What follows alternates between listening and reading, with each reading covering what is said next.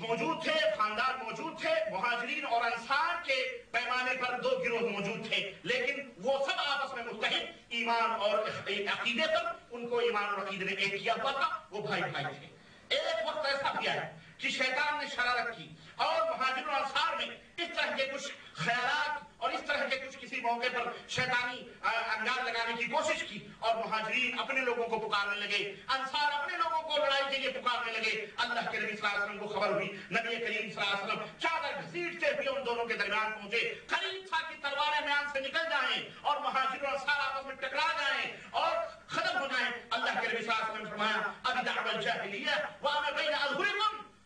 دعوها فإنها منتنا۔ اے میرے صحابہ، میں موجود ہوں اور یہ جاہلیت کی تفریق ابھی سے شروع کر رہے ہو جبکہ میں تمہارے درمیان موجود ہوں۔ ارے یہ جاہلیت کے نعرے ہیں، یہ جاہلیت ہے، تفرقہ مت پیدا کرو، اختلاف مت پیدا کرو، میں موجود ہوں۔ فإنها منتنا، یہ گندی چیز ہے، گندی سے پرہیز کرو۔ یہ کبھی کبھی شیطان نے اس طرح کی شرپسندی کی مسلمانوں کو بانٹنے کے لیے، لیکن پیغمبر اسلام حضرت محمد رسول اللہ صلی اللہ علیہ وسلم نے اس کا سدباب کیا اور پھر مسلمانوں کو متحد کیا۔ اس طرح سے عصبیت جاہلیہ کا خاتمہ، جاہلیہ کا خاتمہ ہوا۔ ہر مسلمان مکمل اسلام کا پیروکار تھا اور تمام مسلمان ایک دوسرے کے بھائی بھائی تھے، نہ کوئی نسبت تھی، نہ کوئی تمیز تھی، سب مسلمان تھے۔ الحمدللہ محسنین متقین کے نام سے وہ جانے اور پہچانے جاتے تھے۔ امام مورخ علامہ خطیب بغدادی رحمۃ اللہ علیہ فرماتے ہیں کہ کان المسلمون عند وفات رسول اللہ صلی اللہ علیہ وسلم على منهاج واحد في اصول الدين وفروعه غیر من اظهر وفاقا واظهر نفاقا۔ فرماتے ہیں کہ محمد رسول اللہ صلی اللہ علیہ وسلم کی وفات ہوئی اور مسلمان ایک ہی طریقے پر، ایک ہی منہج پر، ان کا اصول عقیدہ اور ان کے فروعات جو مسائل تھے سب ایک ہی طرح کے تھے، ان میں کوئی فرق اور کوئی تمیز نہ تھی، سوائے منافقین کے اور ان لوگوں کے، ان کی بات الگ تھی، لیکن مسلمان ایک جماعت، ایک منہاج، ایک طریقے کے اوپر قائم دائم تھے۔ نبی علیہ السلام کی وفات ہوئی اور پھر صحابہ کرام کے اندر چند جزوی بسیط اختلافات پیدا ہوئے، مگر اختلافات کئی تھے، میں ان اختلافات میں جانا چاہتا، اور جب جب اختلافات پیدا ہوئے صحابہ کرام نے محمد رسول اللہ صلی اللہ علیہ وسلم کی احادیث بتلائی، اختلافات ختم ہو گئے، یہاں تک کہ خلیفۃ المسلمین حضرت ابوبکر صدیق رضی اللہ تعالیٰ عنہ پر کی خلافت پر بھی اختلاف ہوا، لیکن بالآخر نبی کریم صلی اللہ علیہ وسلم کی حدیث پاک سن کر تمام صحابہ نے ابوبکر صدیق رضی اللہ تعالیٰ عنہ کے ہاتھوں پر اتفاق بیعت کی اور ایک پلیٹ فارم پر آ گئے۔ کوئی جماعت نہیں، کوئی نہیں، فتنے مٹ گئے، دل جمع ہو گئے اور ملت واحدہ جسد واحد کی طرح بن گئی، اور ابوبکر صدیق رضی اللہ تعالیٰ عنہ کی قیادت میں یہ امت چلتی رہی۔ چند ایک حادثے فرقہ بندی کے زمانے ابوبکر صدیق میں ہوئے، جیسے مانع زکات کا فرقہ نکلا، مرتدین کا فرقہ، مسلمہ کذاب کی نبوت کے اخراجیوں کا، لیکن ابوبکر صدیق کی حکمت اور ان کی ہوش مندی اور ان کی دانائی اور ان کی تلوار نے ان سب کا خاتمہ کیا، اور اس طرح سے وہ فتنہ بھی ختم کر دیا گیا۔ پھر عمر بن خطاب رضی اللہ تعالیٰ عنہ امیر المومنین بنائے گئے، امت ایک رخ پر چلتی رہی، کوئی جماعت عمر بن خطاب کے زمانے میں بھی نہیں، 12 برس تک تقریباً 11-12 برس تک ایک رخ کے اوپر جمع امت مسلمہ چلتی رہی، حتیٰ کہ ایک عظیم فتنہ پیدا کا دروازہ کھولا گیا جو نبی کریم صلی اللہ علیہ وسلم کی پیشین گوئی تھی کہ وہ فتنے کا تالا توڑا جائے گا، اس کے بعد امت وہ فتنہ وہ پھر دروازہ بند نہیں ہوگا، یعنی حضرت عمر بن خطاب رضی اللہ تعالیٰ عنہ کو ایک مجوسی نے شہید کر دیا،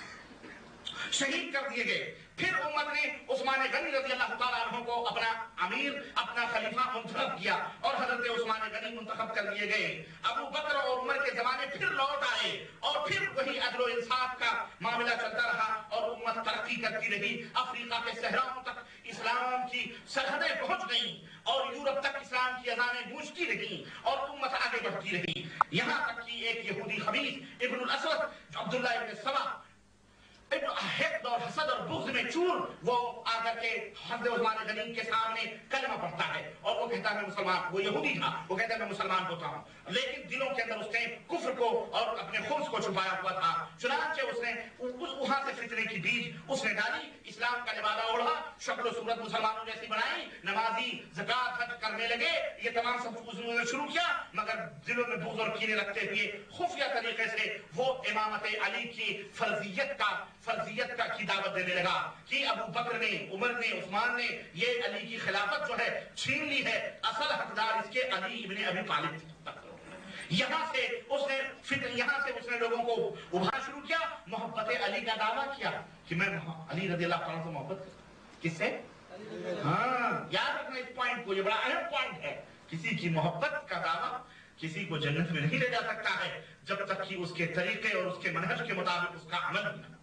ہاں، محبت علی کا اس نے دعویٰ کیا، نسبت حضرت علی رضی اللہ تعالیٰ عنہ کی طرف، ایک جلیل القدر صحابی کی طرف، داماد رسول حضرت علی کی طرف اس نے کی، اور ان کا نام لے کر امت کے اندر فتنے کے یا اختلافات کی بیج بونا اس نے شروع کر دیا۔ مصر گیا، کوفہ گیا، بصرہ گیا، حجاز گیا، لوگوں کو اس نے جمع کرنا شروع کیا، اور ایک جمع غفیر مسلمانوں کی اس کی حامی ہو گئی، اور اس کے پیچھے پیچھے وہ لوگ چلنے لگے، اور نتیجہ کیا ہوا کہ 50 دن تک حضرت داماد رسول حضرت عثمان غنی کو مدینہ الرسول مسجد نبوی کے بغل کے اندر 50 دن تک بھوکا اور پیاسا رکھا گیا، اور اس خبیث کی سازش پر بلوانیوں نے گھر کے اندر کود کر داماد رسول حضرت عثمان غنی کے سینے پر چڑھ کر آپ کی گردن مبارک کو آپ کے جسم سے الگ کر دیا اور آپ کو شہید کر دیا گیا۔ یہ فتنے کا یہ نتیجہ ہوا۔ اس طوفان فتن میں حضرت علی بن ابی طالب رضی اللہ تعالیٰ عنہ خلیفہ بنائے گئے، امت منقسم ہو گئی، دو ٹکڑے ہو گئے، اور اختلافات بڑھتے گئے۔ صفین کی جنگ جمل کی جنگ، حضرت عائشہ صدیقہ کی ایک پارٹی، حضرت علی کی ایک پارٹی، پھر جنگ صفین جو حضرت امیر معاویہ اور حضرت علی کے درمیان جنگ ہوئی، ہزاروں مسلمان شہید کر دیے گئے، اور ہزاروں مسلمان ادھر سے بھی اور ادھر سے بھی ایک دوسرے کے خلاف برسر پیکار ہوئے، یہاں تک کہ میرے عزیزو سن 40 ہجری میں خود حضرت علی ابن ابی طالب رضی اللہ تعالی عنہ کو مظلوماً شہید کر دیا گیا۔ اس طرح سے طبعی موت مرنے والے ایک خلیفہ حضرت ابوبکر صدیق ہیں، بقیہ 3 خلیفہ رسول جو تھے، حضرت عمر بن خطاب، حضرت عثمان غنی اور حضرت علی بن ابی طالب شہید کیے گئے ہیں۔ ہاں، شہید کیے گئے ہیں۔ سمجھ آئے گا آپ کو؟ اس طرح سے پھر حضرت حسن بن علی، انہی بلوانیوں نے ان کو خلیفہ بنایا، اور ان کو پھر حضرت حسن بن علی کی دانش مندی کہ حضرت حسن بن علی رضی اللہ تعالیٰ عنہما نے حضرت امیر معاویہ سے موافقت کی، اور تنازل اختیار کرتے ہوئے خلافت حضرت امیر معاویہ رضی اللہ تعالیٰ عنہ کو سونپ دی، اور پھر خلافت راشدہ کا دور ختم ہوا، اور یہ ولایت بنو امیہ کے اندر آئی، اور اس طرح سے میرے عزیزو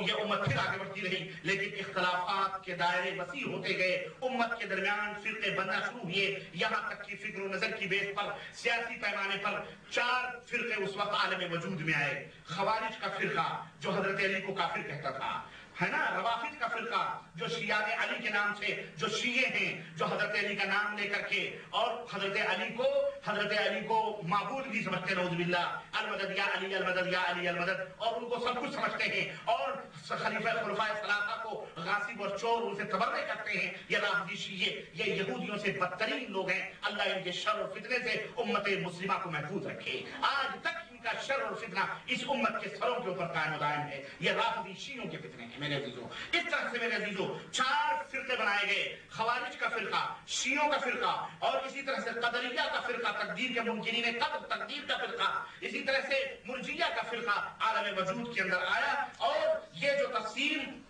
یہ جو 4 فرقے پیدا ہوئے، یا اس کے علاوہ جو تقسیمات امت کے اندر ٹکڑے ٹکڑے بننے لگی، یہ بھی نبی کریم صلی اللہ علیہ وسلم کی نبوت کی اعلیٰ دلیل بھی بنی ہے۔ کس طرح سے کہ حضرت صلی اللہ علیہ وسلم نے فرمایا تھا کہ اہل کتاب جو ہیں یہود و نصارہ یہ 72 فرقوں میں بٹے ہیں، ستفترق امتی علی 73 فرقہ، لیکن میری امت 73 فرقوں میں بٹے گی، کلھا فی النار، کلھا فی النار، سارے فرقے جہنم میں جائیں گے الا واحدہ، وہی ایک فرقہ جنت میں جائے گا۔ قیل یا رسول اللہ ما ہی، آپ پوچھا گیا اللہ کے نبی وہ کیا ہے، تو آپ نے فرمایا الا الجماعہ، جماعہ جو جماعت المسلمین، مسلمانوں کی جو جماعت ہے وہ جنت کے اندر جائے گی، مسلمانوں کی جو جماعت ہے۔ اسی